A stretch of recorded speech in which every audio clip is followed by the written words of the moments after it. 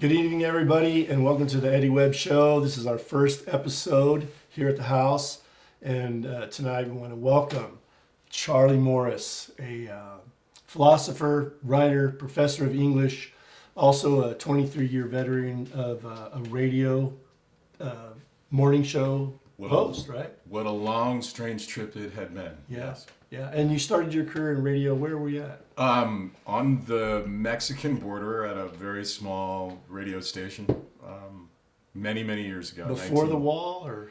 Yeah, before the wall. Okay. You know, that wall is going to be so powerful and thick that radio waves won't even go through Mexico. Well, how tall was the wall when you started? I mean, it was a footing at that point. You know, I can take you to places down on the border where it's just a barbed wire fence. Yeah. But it's been that way, you know, for 200 years or whatever. And you grew up in southern Arizona, right? Yeah. Tucson? Or? Yeah, in the Tucson area. I worked in radio for many, many years and then became an English professor. Great.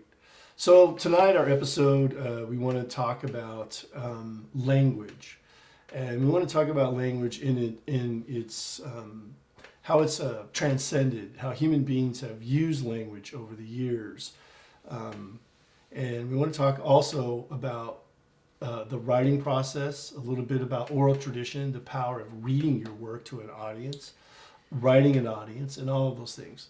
So January 15th, yesterday, you participated in a Phoenix News Time project called Barflies, where different writers, authors come together. They actually do a full day boot camp. They write their own personal stories, and then the New Times hosts a public reading downtown. So tell us a little bit about it. I had seen it advertised over the past year and a half, and I actually went to one of the performances about a month ago. It takes place at a place called Valley Bar, which is this. It's kind of like a speakeasy. It's this real hipster joint. You can go down. What are the cross streets? I think it's Adams and Central, but it's in downtown. Okay. It's a hipster place for sure. And you go, and it's in the basement of a large building. And you go, and it's on stage. And I was mesmerized by it. There were people up on stage reading stories that they had read, about 5-6 minute long stories. Powerful stories that everyone could relate to. And I fell in love with this. And then noticed in the New Times that they were putting on what they called the Phoenix Barflies Boot Camp, and so I signed up for it. I had no idea what would come my way. What happened is we had 14 different writers of various different capabilities from around the valley. 9 o'clock in the morning, we met at Changing Hands bookstore. The Camelback?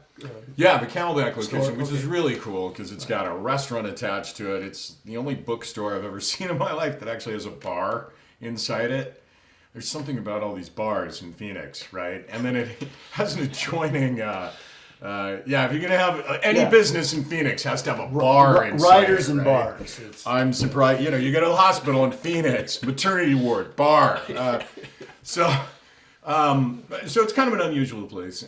We got there. We had approximately 2 hours to write what we were going to write, and none of us knew what we would be writing about. We didn't know what the prompt was. So there's a theme for every one of these live storytelling performances. And the theme for this was Vacation, All I Ever Wanted, which is that line from an old 1980s Go-Go's Okay, song. so you didn't know what the theme was until they informed you when you showed up at the camp. So Cool. You're going to show up at 9 o'clock in the morning, Right. and by 5 o'clock in the afternoon, you need to be ready to perform because you're going to take us down to Valley Bar. Doors open at 6, 7 o'clock it starts. So here's 14 different writers, various competencies, all getting together, have no idea what they're going to write. Now, here's the interesting observation. I've been writing for many, many years, and I feel confident about my writing. There were other writers here who were young wannabe poets. We all want to be writers. Aspiring. I'm a wannabe writer. Okay. All right. And we're All right. so the real observation was this, is that there's something about having to be on a stage and expose not just your story, but to expose your writing. And what happened here is in the morning, these people of various different writing abilities put some stuff on paper. And because of this, what I really truly believe is because of this pressure that you're going to be exposing yourself, not just a piece of paper, hey, I wrote this, but hey, I wrote this and I'm performing my words. To make yourself that naked and bare in front of an audience, these people wrote like their lives depended on it. I mean, we've all felt that nervousness, right, of public speaking. Right. So we've also all felt that nervousness of when we put something on paper about how we feel about how our audience is going to respond, right? Right. Take both of those together and imagine the stress that comes about. Well, but I think too. I think it's also that part of the cultural shift. So when I got my Master of Fine Arts in creative writing, I remember professor saying, "Never write something and then put it out there. Always sit on it. Right? Always revise." Always. So this idea of open mic, this idea of live performance, rap, right? This idea of taking your words and getting them in front of an audience is part of that transition. And we will talk more about that on the other side. I want to welcome you back to our conversation with English professor Charlie Morris, who's telling us about his experience with the Phoenix News Time barfly writing workshop. So Charlie, we were talking about how language has progressed in many ways, of it being, you hear these stories of writers living sort of a solitary life, and then their audience would only receive their stories until publication. And now we have people that have, and this is a little more serious than like an open mic. I mean, this was writers coming together to craft a story. They were also told the theme of the story at the beginning of the day, and then they performed it again in the evening. So they pulled the story out of their own experience, their life experience. And I'm wondering, when you talk about the added pressure of knowing you're going to read publicly, do you think that would influence like the honesty? Do you think it would influence the word choice? Do you think that comes into play when you're thinking about, you're going to choose this sentence structure, but you're going to read it live, whereas opposed if it just goes out in publication where it's not, do you think that had any dynamic at all? I'm kind of a rough, grumpy, skeptical old guy, all right?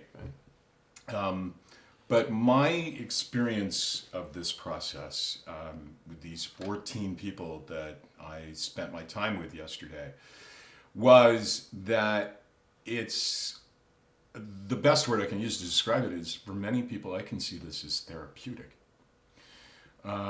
So there were people who, in their initial rough drafts, were saying things that were really, really personal. Right. And at first I thought, man, do you really want to share that on stage? Right. There are really now we're talking about like personal trauma. Yes, because one of the rules is it has to be nonfiction. It has to be prose, not poetry. It has to be true. And it has to be first person. So like personal exploratory in many ways. Personal exploratory, personal narrative, creative nonfiction. I mean, it fits into all those genres. And it could be a true story about someone else's life as well? Well, it needs to be first person. Okay. So, you're telling a story. Of your life experience. Of your life experience. So some of what these people were sharing was very, very personal to them. And my first reaction was, oh, God, you really want to do that? Right. But you could tell. Can you give us an example of a line that you thought was maybe over the, a little too personal or risky? One that I remember was a young woman talking about her relationship with her father and how at first it wasn't so good. And there were several events that happened. And then finally, it worked out. But the point I'm trying to make is that it seemed like, wow, do you really want to put that sort of personal thing out there? And what I saw in the eyes of these writers was, yeah, Indeed, yeah. that's why I'm doing this, is Right. I need to say this. So, I mean, we've all had a journal, you know, if you're talking about therapeutic writing, I mean, we've all had a journal where you keep your thoughts.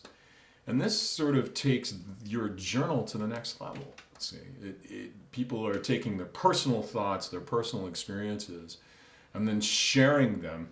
And there's also something, this is a second part to it, there's also something about the performance of the written word. And this is something we don't see. We don't see very often. I mean, there was a time when, supposedly Homer wandered from Greek village to Greek village, reciting the Iliad, and people would sit and listen and watch him Make perform that the connection words as well. Yeah, but make that connection with words. We're all so used to pictures and explosions and computer graphics. It is really something that's really refreshing and different to watch a human being on stage narrating a first-person story using words to create those pictures in my mind, those explosions, and knowing at the same time that what they're sharing is an intensely personal, important experience. Yeah. You know, Professor, the late, great, amazing G. Lynn Nelson at ASU taught a class for many years called Writing and Being. And that's what he asked his students to do, was to write in their journal and to take little, jewels, little stories from the journal and make it a public writing.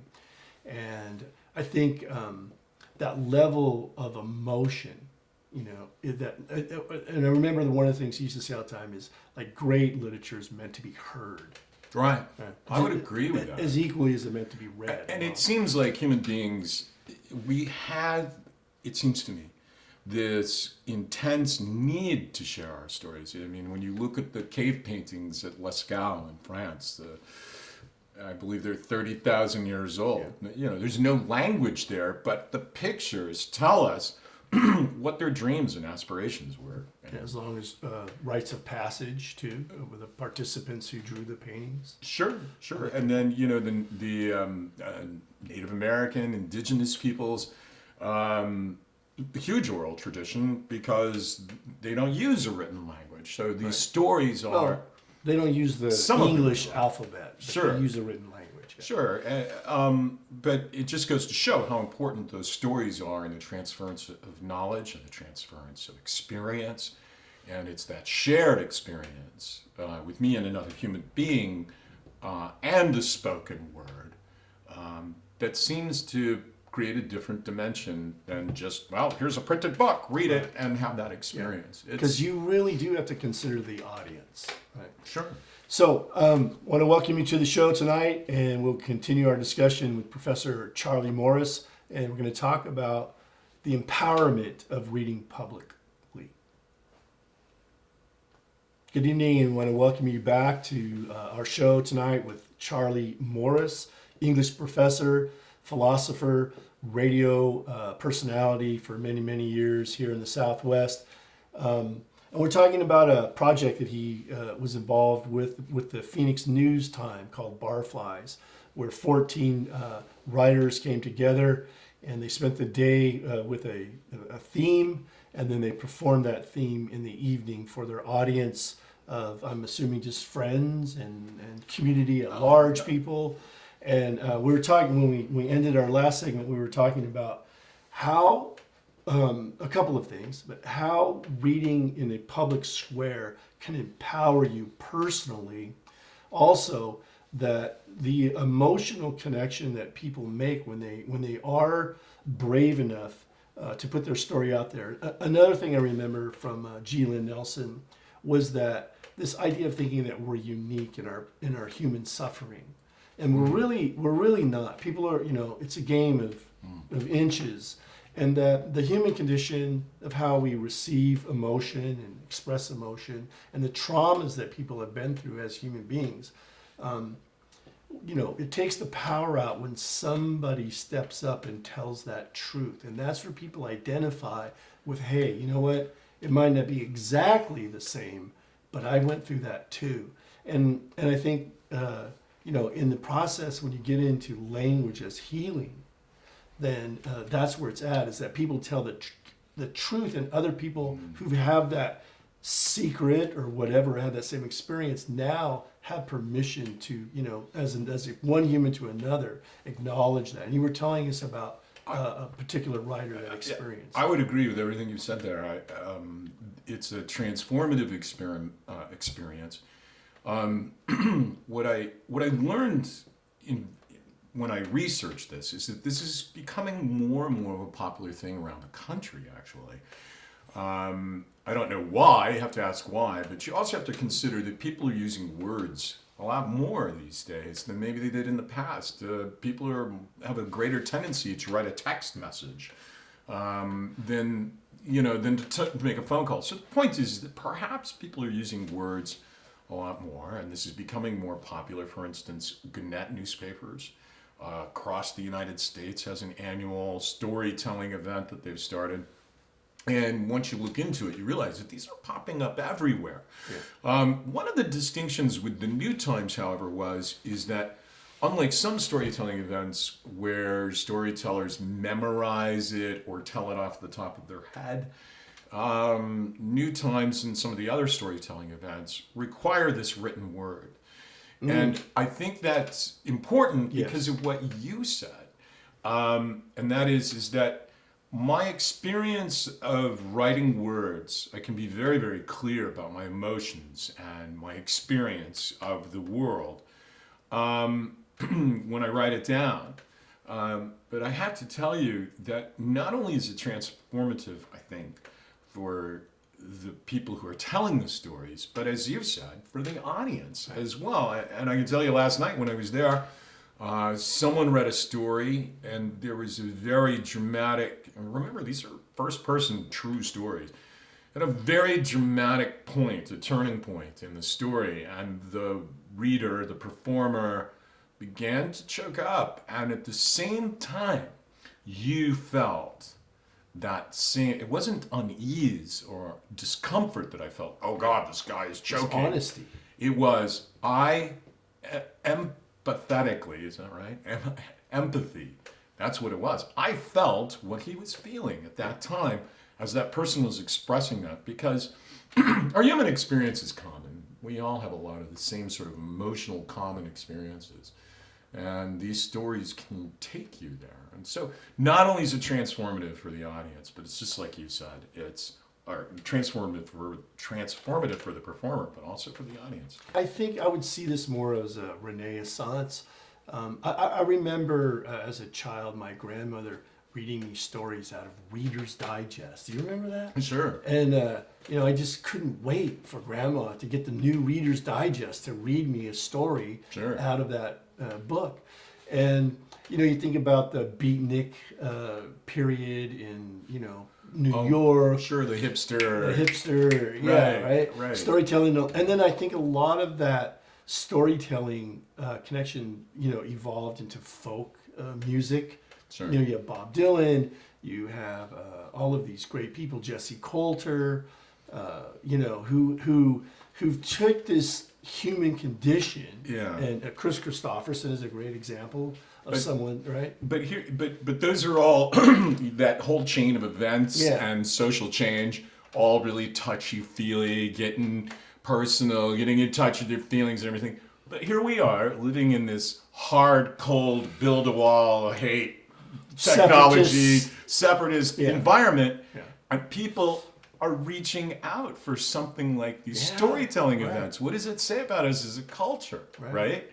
Are we looking for the human touch, the human element, to be more human in a crazy world that seems to be going nuts around us?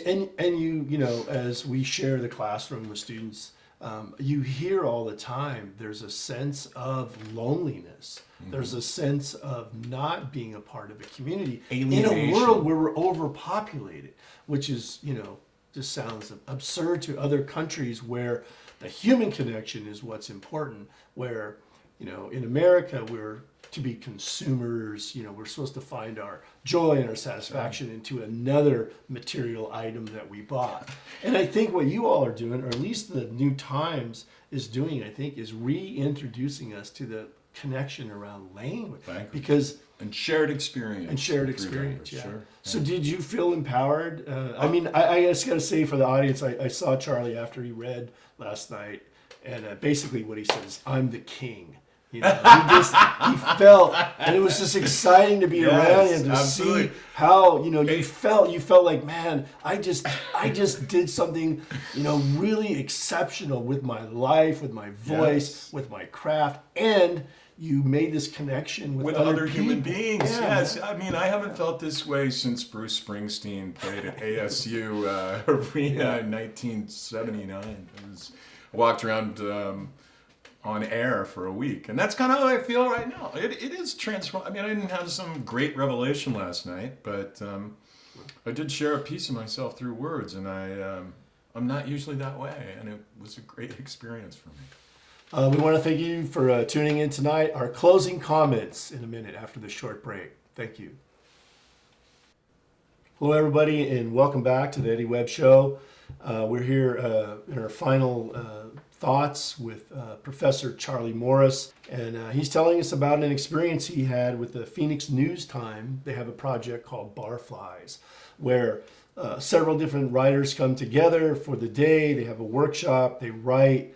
The News Times gives them a theme for the day, and they don't know what that is until they get there. And then they have a few hours to write 500 words, right, Charlie?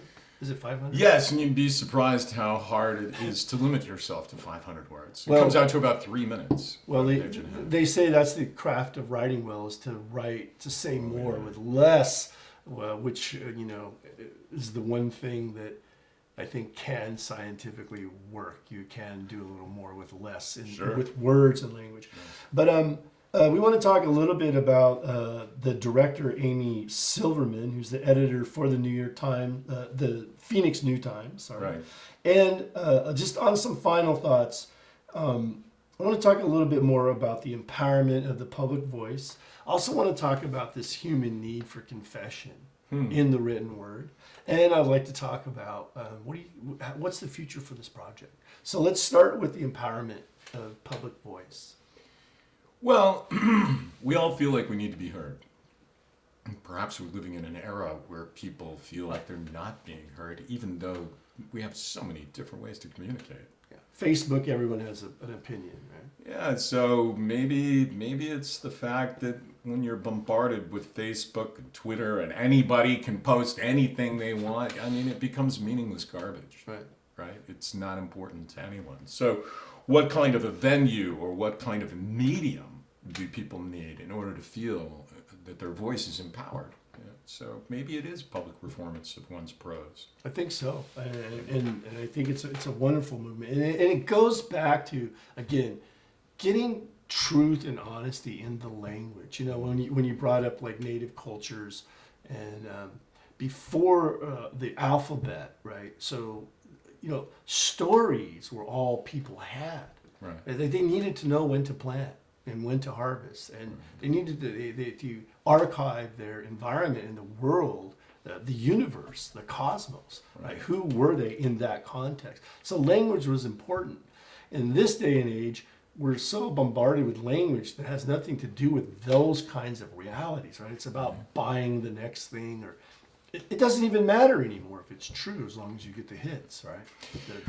On the internet. You said something that when I think of indigenous people and storytelling, or ancient people and storytelling, yes, there's that component to it. That's how we shared information about when to plant, and also ethical and moral stories as well. Religious, spiritual. But there's something about being a human being that even when I am around people, I need to know that I'm not alone. I need to know that my experience of the world is not singular. I need to know that you have felt some of the things that I have felt, and that's okay. When we were talking about the empowerment of public speaking, and that people have, and I'm just, in many ways, you have people that are emptying their soul, right? Or you have the person who is a comedian, or you have a person who is a historian, and however they choose, right? But you have this theme that you have to. That's the goal: is to write a story about this particular theme. Sure. And what was your theme again? It was Vacation, All I Ever Wanted, which is a line from an old Go-Go song in the 1980s. And how they chose the curators, Katie Johnson, Amy Silverman, and Deborah Sussman, they're the ones who picked the themes. How they come up with it, I don't know. I'm not sure I want to know. And so people then, as you were talking about earlier, get real intense about personal relationships with this journey. And there's, I think that's always the great story to write about when you have movement. You're moving from one place to another place with your family, with people. When you think about vacation, you do think about your child. A lot of stuff pops up when you say the word vacation. I mean, you can say any word, and we're all going to have a connection to every single word. I say the word guitar, sunrise. You're going to associate all sorts of things with that. So people have this sense of, making this personal confession about their lives, right? Which that creates that permission for everyone to connect. It's just the worst feeling in the world, is to be one of those people where you're growing up and you're kind of feel like you're on the outside looking in, like everyone's family's perfect, or money solves your problems. Where the human condition is so, we share it. There's not one person that has the market on it. Right? Let me give you an example. There's something different between storytelling, where you're publicly performing your written word and thoughts. There's something different between that and actually just going through a confession. And so what pops into my mind is young people today. There's a social media platform called Whisper. Don't know if you've ever heard of this. Never heard of it. No. But Whisper is a way that you can expose personal things that you have done, and you can do it anonymously. And so when you go there, you see a lot of confessions, and you see a lot of things that people have said, and you go, "Ooh, I've done that too," or shock, or disgust. Right. I think the anonymity of something like that as a confession, even when you go to a confessional, there's a screen between the congregant and the priest or whatever, right? And so it can be this quasi-anonymous. Yeah. There's something about making a confession where your identity is there, and every little mole and hair, and every time you stumble or mispronounce a word, it's all out there. There's something different about that, qualitatively, I think. And I think that's one of the things about storytelling that I learned from this. What do you think the future of this program, the Phoenix News Time Barflies? Where do you think it's going to happen? Well, again, like I said, I had investigated storytelling because I thought this is an interesting phenomenon, right? Here we are in this day of 500 channels of entertainment on our televisions. Why would anybody want to go listen to a storyteller, right? Right? I mean, just the word itself. We're going to see a storyteller. I'm like, oh, really? So why would people do this? Well, again, it seems to be happening again across the country. We're seeing more and more organizations, especially newspapers, because they deal with the written word in local communities. Phoenix New Times does a really, really good job with this, because they do focus on the written word portion of it, where there's some variations in the whole process. But I don't know, this could be one of those things, again, like in this weird modern world we live in, this may be becoming a way that people can connect with other people and make their voice heard. We all want to do that, and it's hard to make your voice heard when you only have 140 characters and everybody else is shouting in the same electronic room, right? Charlie, we want to thank you for being on our first episode. We hope that this is the beginning of many episodes. We want to give actors, writers, philosophers, we want to give people a voice here, and that's the intent of this program, and I think you've done a great job. So I want to thank you all for tuning in, and we'll hope to see you on the other side.